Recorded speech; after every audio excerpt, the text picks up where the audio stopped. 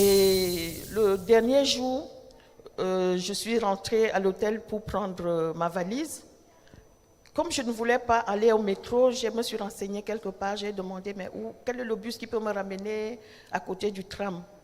Mais le bus qu'on m'a donné de prendre, le bus a fait le tour du monde avec moi. J'étais tellement en colère, alors que Dieu m'envoyait dans une autre mission sans que je ne le sache.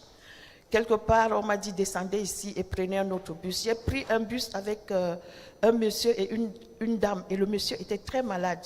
Je ne savais pas que Dieu me mettait là pour les aider. Quelques 3 arrêts après, le monsieur du bus dit qu'il ne continue plus. Je me suis fâchée, je me suis tournée, je l'ai grondé, je dis mais vous êtes malade ou quoi? Vous ne voyez pas que ce monsieur, il ne va pas bien? Il me dit, on m'a dit de m'arrêter ici, et il s'est arrêté. Alors là, j'ai pensé tout de suite, j'ai ma tablette.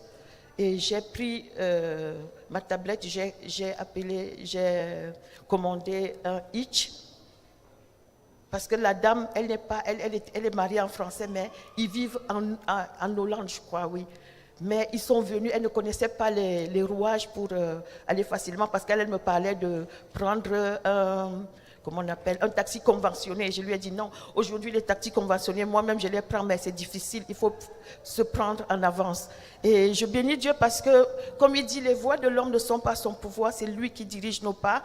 Il m'a amené là pour que je puisse les aider, et je bénis Dieu pour cela, parce qu'après j'ai commencé à rire, j'ai dit, Seigneur, je n'ai pas su t'écouter, je me suis mise en colère pour rien alors que tu voulais m'utiliser pour ta gloire. Donc je bénis Dieu pour cela. C'est pourquoi je me suis placée là pour témoigner de la grandeur de Dieu et lui dire merci pour l'amour qu'il nous porte et pour sa bienveillance. Amen.